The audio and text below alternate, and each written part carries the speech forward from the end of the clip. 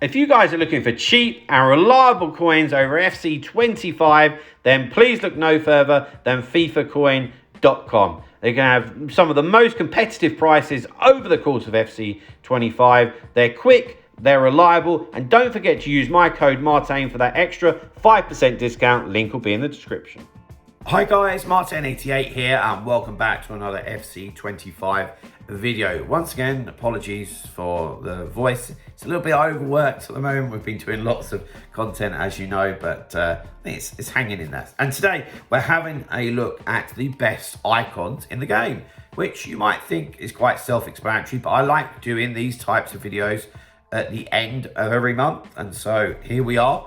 And I've limited myself to 10 icons and then my top 10, which might be slightly controversial. There's one or two that I've maybe left out that you would expect to be in there. So off the bat, the first one on there is probably the icon that I would handpick if I could, and it's Mia Hamm. Now, especially early on, what she offers is just incredible. So she's 5-star, 5-star. I love the low center of gravity with her being 5'5". She can do cam, striker and right wing, which is very convenient indeed. And of course, as you would expect, the pace is great, the shooting is great, the dribbling is to die for, and in the right areas her passing is very good as well. And although she's 5'5", her physicals aren't that bad either, you know. She's got lots and lots of different play styles, which I love, and some good player roles. So for me, yeah, Mia Hamm is 6.5 million coins, and she is arguably one of the best icons in the game. Then we've got Pele, who for me at the start of the game, God, he's got to be close to the best player on the game. And particularly at this stage of the game, to have a forward player with 90 plus in all those forward areas is huge. And you know, those stats on his pace, shooting, passing and dribbling are already end game stats. Yeah, not the best of the best, but there'd be people using cards that look like that at the end of the game. And speaking from personal experience, especially at this stage of the game, Pele is just head and shoulders above, for me, even a lot of the icons that you would use as well. And I think the technical playstyle plus is a big deal, and the quick step. And yeah, well, and Pele's 6 million, which in comparison to some of the other big icons isn't that bad, believe it or not. And then we've got Eusebio, who a lot of you will know is a player that I absolutely adore on the game, have done for years. 5-star, weak foot, 4-star skill moves. And I say this every year, that if you are the kind of person that is looking for R9, but you don't skill, get Eusebio. I would tell you now, you'd save yourself 10 million coins. And especially, again, this time of year, someone like Eusebio is an absolute cheat code, you know, and just a joy to obviously play with. Now I've put Gareth Bale in. Is he in my actual top 10? I don't know, but way to put me into the video, bit of, you know, nostalgia and someone new, you know, and loved Bale in real life. So it's a joy to have him in here. Let's have a look at his card. So it's 4-star skill moves, 3-star weak foot, which is probably fair, to be honest with you. You can play on the left, you can play on the right, you can play striker, which is really good. That's very useful indeed. And of course, the pace is going to be the exciting part of him, because in real life, he was just an absolute, he was just so rapid. Yeah, and you actually look at the card, you could do all sorts of things. You could even put a shadow on him and he would look good, you know, as a defensive type of a player, you know. Also, when we look at his play styles, he's got the rapid play style plus, which you would expect, and the quick step. Good player roles as well. So it's nice to have Bale in the game, and he is 3 million coins. Then we've got Johan Cruyff, a little bit like with Pele. So you have to give ultimate respect to any player that has 90 plus in those 4 areas. I feel like I repeat this at the start of every game cycle.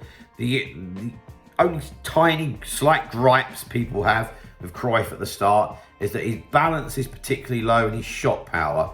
So you have to choose between one of those if you're going to boost it, i.e. like doing an engine, or if you're just going to go the hunter. So that's down to you.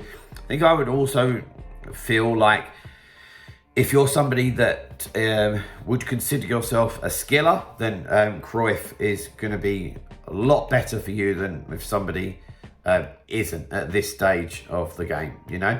And what Cruyff is about 5 million coins at the moment.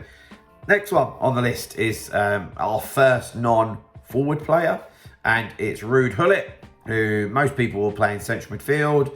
I'm not going to go into him too much depth because it's the same every year. But so particularly at the start of the game, he's one of the most well-rounded cards. Has a little bit of everything. He's got that huge stature that we all know of. 5-star weak foot. And 5.5 million coins. And would certainly be kind of player that a lot of people would be looking for in their midfield. Next one on the list is Ronaldinho. I feel like this is a similar story to Cruyff. Obviously, your opinions from previous game cycles are certainly valid with icons, and I think the general consensus that I get from people that have Ronaldinho, and I've used him a couple of years ago, is sorry, they have high expectations of him, and rightly so. But again, if you don't skill, you're not getting the best out of him. You know, he'd still be fun to use. You might think to yourself, oh, was he really worth the 5.5 million? Whereas if you're somebody that does skill and you're taking advantage of this trickster playstyle plus, then you will feel like you maybe got a little bit more value for money. That's all I'm going to say. Of course, fabulous card, but that's just what the little thing that I wanted to say. Next one on the list is Zico. I really like Zico. One of my coaching clients used him last year. Fabulous from the start. Yeah, because we can play him in central midfield.